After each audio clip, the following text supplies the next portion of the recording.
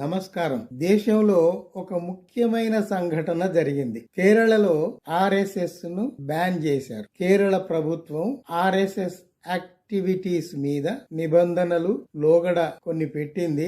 వాటిని అతిక్రమించి ఆర్ఎస్ఎస్ తన కార్యక్రమాలు కొనసాగిస్తున్నందువల్ల హైకోర్టు ఇచ్చిన ఉత్తర్వును పరిగణనలోకి తీసుకొని పినరయి విజయన్ ప్రభుత్వం ఆర్ఎస్ఎస్ ను పూర్తిగా రాష్ట్రంలో బ్యాన్ చేసి అంత తీవ్రమైన చర్య ఎందుకు తీసుకోవాల్సి వచ్చింది అంటే, వీళ్ళు కేరళలో ఉన్న అన్ని దేవాలయాల్లో ఆర్ఎస్ఎస్ తన కార్యక్రమాలు నిర్వహించుకుంటూ ఉంది. దేవాలయాలకు సంబంధించిన భూములలో, ఆలయాల ప్రాంగణాలలో వాళ్ళు కర్రలు కత్తులు పట్టుకొని డ్రిల్ చేయించటం వాళ్ళ సభ్యులతో చేస్తుంది. ఇది దేవాలయాలకు వచ్చిపోయే భక్తులకు ఆటంకంగా ఉంది అని కొందరు హైకోర్టులో దావా వేస్తే, హైకోర్టు ఇట్లాంటి కార్యక్రమాలు దేవాలయాలలో చేయకూడదు, దేవాలయాలు కేవలం భక్తులు వచ్చి పూజ పునస్కారాలు ఏవైనా ఉంటే అవి నిర్వహించుకొని వెళ్ళటానికి మాత్రమే ఉండాలి, ఏ సంస్థకు సంబంధించిన కార్యక్రమాలు అక్కడ జరగకూడదు అని 2018లో ఒక సర్క్యులర్ విడుదల చేసింది. ఆ 2018 సర్క్యులర్ ను ఈ ఆర్ఎస్ఎస్ వాళ్ళు బేఖాతరు చేశారు. ఎందుకు అంటే పైన కేంద్రంలో వాళ్ళ ప్రభుత్వమే ఉంది కదా, వాళ్ళని ఎవడేం చేస్తాడు అన్న ధీమాతో వాళ్ళ కార్యక్రమాలు వాళ్ళు సజావుగా చేస్తూనే ఉన్నారు. కేరళలో ట్రావెన్కోర్ దేవోసం డెవలప్మెంట్ బోర్డ్ TDB, ఈ TDB ట్రావెన్కోర్ దేవోసం బోర్డు పరిధిలో కేరళలో ఉన్న దాదాపు 1200కు పైచిలుకు దేవాలయాలు వారి ఆధీనంలోనే ఉంటాయి, వారి అజమాయిషిలోనే కొనసాగుతున్నాయి. ఇక్కడ జరుగుతున్నది ఏమిటంటే, అన్ని దేవాలయాల్లో ఆర్ఎస్ఎస్ వెళ్లటం, వారి నాయకుల ఫోటోలు దేవాలయాల్లో పెట్టుకోవటం, దేవాలయ ప్రాంగణాలలో వాళ్ళు కర్రలు కత్తులు పట్టుకొని డ్రిల్ చేయటం పొద్దున సాయంత్రం, ఇదంతా న్యూసెన్స్ గా ఉంది, దైవ దర్శనానికి వచ్చే భక్తులకు అడ్డంకిగా ఉంది అని ఎంతో మంది ఎన్నోసార్లు చెప్పినా కూడా వాళ్ళు వినిపించుకోలేదు. చివరికి ఒక ఇద్దరు హైకోర్టులో పిటిషన్ వేస్తే దాని మీద వాదోపవాదాలు జరిగి అది 2018లో ఇట్లాంటి కార్యక్రమాలు చేయకూడదు అని నిబంధన విధించింది. దాన్ని ఆర్ఎస్ఎస్ వాళ్ళు పట్టించుకోలేదు. కారణం ఏమిటంటే, అప్పటి నుండి ఒక 10-12 ఏళ్లుగా బీజేపీ ప్రభుత్వం ఉంది కేంద్రంలో, అందువల్ల వాళ్లకు ధీమా మనల్ని ఎవరు ఏమీ చేయలేరు అని. అందువల్ల ఆ కార్యక్రమాలు నిరాఘాటంగా కొనసాగిస్తున్నారు. పొద్దున సాయంత్రం రావటం, కర్రసామివులు వైట్ చొక్కా నల్ల టోపీ కాకి నెక్కరు వేసుకున్న యూనిఫామ్ వేసుకున్న వందల మంది ఆర్ఎస్ఎస్ కార్యకర్తలు ఆ దేవాలయ ప్రాంగణాలలో డ్రిల్ చేయటము ఆపట్లేదు. ఇది సామాన్య ప్రజానీకానికి, దేవాలయానికి వెళ్లే భక్తులకు అడ్డంకిగా ఉంది అని మళ్లీ హైకోర్టు జోక్యం తీసుకుని ప్రభుత్వానికి ఆదేశాలు జారీ చేసింది. ఆ ఆదేశాలకు అనుగుణంగా కేరళ ప్రభుత్వం రాష్ట్రంలో ఆర్ఎస్ఎస్ కార్యక్రమాల మీద పూర్తిగా బ్యాన్ విధించి ఎలాంటి కార్యక్రమాలు ఇక ముందు నిర్వహించకూడదు అని. మనలాంటి అభ్యుదయవాదులు అనుకునేది ఏమిటంటే, ఒక్క కేరళలో సరిపోదు, దేశవ్యాప్తంగా ఇది జరగాల్సి ఉంది అని. ఎందుకు అంటే, బీజేపీ వాళ్ళు చెప్పుకుంటున్నట్టుగా ఆర్ఎస్ఎస్ అనేది ఒక సాంస్కృతిక సంస్థ కానే కాదు, అది రాజకీయ సంస్థ.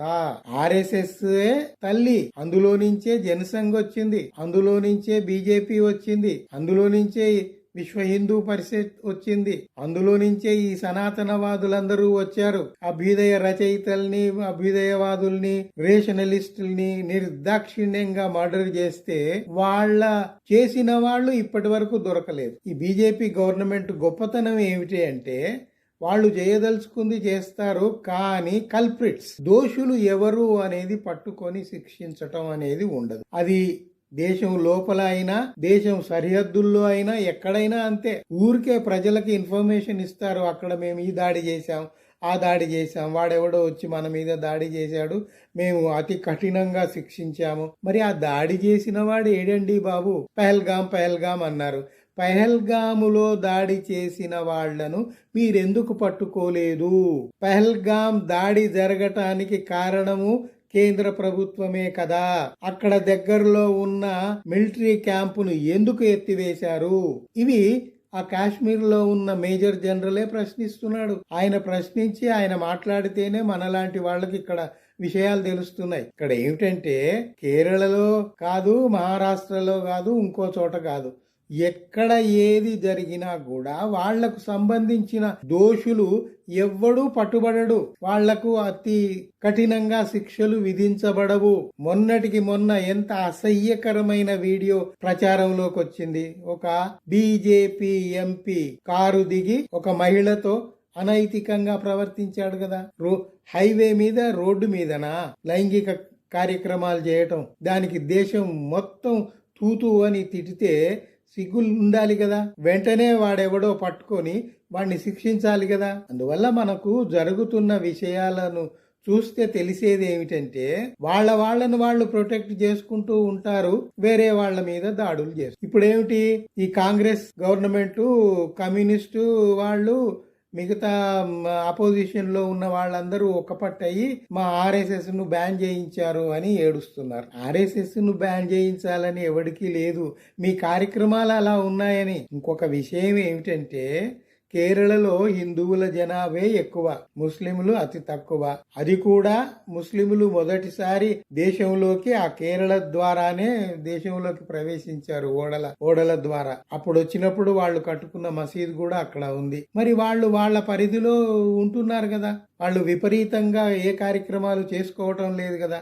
వాళ్లే కాదు, ఏ మతస్థులైనా ఈ దేశంలో అతిగా ప్రవర్తించటం లేదు, వాళ్ల పరిధిలో వాళ్ళు ఉంటున్నారు. ఇప్పుడు ఒక మతం మీద విశ్వాసం ఉండడం, ఒక దేవతను ఆరాధించుకోవటం అనేది వ్యక్తిగతం, అది వాళ్ళ ఇష్టం, దానికి వదిలేయాలి. అంతేగాని మీరు వెళ్లి వాళ్లను ప్రోద్బలం చేసి వాళ్లను ఆర్ఎస్ఎస్ లోకి లాగి వాళ్లకు కాకి నెక్కర్లు, తెల్ల షర్ట్లు, నల్ల టోపీలు పెట్టి డ్రిల్లులు చేయించి ఎందుకు ఇదంతా? అసలు మనం ఒక విషయం గుర్తించుకోవాలి, వీళ్ళు ఆర్ఎస్ఎస్ రావటమే ఫాసిజం ఇక్కడ నెలకొల్పుదామని వచ్చారు. ఆర్ఎస్ఎస్ కు మొదటి తరం నాయకులు ఎవరైతే ఉన్నారో వాళ్ళు ఆ రోజు ముస్సోలిని దగ్గరికి పోయి ఆ ఫాసిజం యొక్క రూపురేఖలన్నీ అధ్యయనం చేసి వచ్చి ఇక్కడ ఆర్ఎస్ఎస్ ప్రారంభించి విశ్వ హిందూ పరిషత్ అని మొదలుపెట్టి ఈ కార్యక్రమాలు 60 ఏళ్లుగా చేస్తూనే ఉన్నారు. ఒక్క ఎంపీ, 2 ఎంపీల దగ్గర నుంచి మొత్తం అధికారం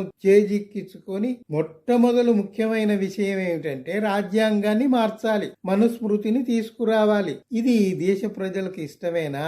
మనుస్మృతిని ఈ దేశ ప్రజలు ఎవరు ఇష్టపడరు. అంబేద్కర్ అందుకే దాన్ని బహిరంగంగా తగలబెట్టాడు సింబాలిక్ గా. ఇప్పుడు ఫాసిజాన్ని ఇక్కడ నెలకొల్పుదాము అంటే ఎలా వీలవుతుంది? హిందువులు అంటున్నారు కదా, హిందువులందరికీ సమాన స్థాయి ఇస్తున్నారా? ఇవ్వటం లేదు కదా. మళ్ళీ అందులో క్లాసిఫికేషన్ ఎందుకు? మహిళలకు స్వేచ్ఛ లేదు కదా. మీ మనుస్మృతిలో ఏముందంటే శూద్రులు, మహిళలు, పశువులు అందరూ ఒకే స్థాయిలో ఉన్నారు. తీసి చదువుకోండి, మనుషులందరూ ఒక్కటి కాదా. సైన్స్, జెనెటిక్స్ చదువుకోండి. మీరు క్లాసిఫై చేసి మీరు చెప్పిందే ఎల్లకాలం నడవాలంటే నడవదు. తరాలు మారిపోతున్నాయి. విద్య వల్ల అందరికీ విషయాలు, సత్యాలు తెలుస్తున్నాయి. ఇంకొక ముఖ్యమైన విషయం మనం గమనించాల్సింది ఏమిటంటే మెజారిటీ హిందువులే ఉన్నారు, కానీ వీళ్ళు హిందువుల శ్రేయస్సు కోసం ఒక్క పని కూడా చేయలేదు. వాళ్ళదేమిటి? హిందుత్వవాదన ఏమిటి? హిందుత్వం అంటే ఏమిటి? ఈ దేశాన్ని హిందూ రాష్ట్రగా మార్చడం. ఈ దేశాన్ని హిందూ రాష్ట్రగా మార్చటం అంటే మిగతా మతాల వారెవరు ఈ దేశంలో ఉండకూడదు. ముస్లింలు గాని, క్రైస్తవులు గాని, జైనులు గాని, బౌద్ధులు గాని, పార్సీస్ గాని, ఎవరైనా సరే, ఇంకా జోరాస్ట్రియన్స్ గాని ఈ దేశంలో ఉండకూడదు. అసలు ఈ దేశం యొక్క స్ట్రక్చరే వీళ్ళకి అర్థం కాదు, అర్థం చేసుకోరు. ఇది అన్ని దేశాల వంటిది కాదు. ఇక్కడ అందరూ ఉంటారు, సమస్థాయిలో ఉంటారు, అందరికి సమానమైన హక్కులు ఉంటాయి. ఇంకొకటి దుష్ప్రచారం ఏం చేసుకుంటున్నారంటే గాంధీని మేము చంపలేదు అన్నట్టు పిచ్చి మాటలు మాట్లాడుతున్నారు. జాతిపిత గాంధీని చంపిన వాళ్లే వాళ్ళు. స్వాతంత్ర పోరాటంలో ఏ మాత్రం పాలు పంచుకొని వాళ్ళు ఇప్పుడు దేశభక్తి గురించి దేశ ప్రజలకు అమోఘంగా ఉపన్యాసాలు ఇస్తున్నారు. దీన్ని మనం గమనించాలి, ఎక్కడికక్కడ నిరసిస్తూ ఉండాలి. అందువల్ల సంతోషకరమైన వార్త ఏమిటంటే కేరళలో RSS బ్యాన్ చేయబడింది. దానితోటే మనము భుజాలు సరుచుకోవాల్సిన పని లేదు. అది దేశ వ్యాప్తంగా జరగాలి. ఇదివరకు RSS చాలా సార్లు బ్యాన్ అయింది. సర్దార్ పటేలే బ్యాన్ చేశాడు ఆ రోజుల్లో. అయినా సిగ్గు లేకుండా కాళ్ల మీద పడి వేడుకుంటూ రాజీ పడుతూ మళ్ళీ పర్మిషన్లు తెచ్చుకొని బతుకుతూ ఉన్నారు. వాళ్ళ బతికే అంతా. అందువల్ల ఇది దేశానికి ఎప్పటికైనా ప్రమాదమే. ఇది అసలు దేశంలోనే బ్యాన్ కావాల్సిన సంస్థ. ఇది సాంస్కృతిక సంస్థ కాదు, రాజకీయ సంస్థ.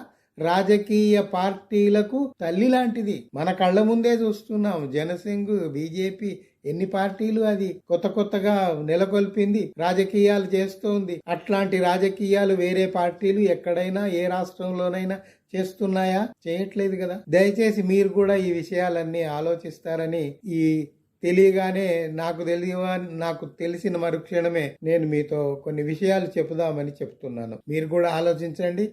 మీ స్నేహితులతో, బంధువులతో ఈ ఆలోచనల్ని పంచుకుంటూ ఉండండి. ప్రస్తుతానికి ఇంతే. Thank you for patient hearing.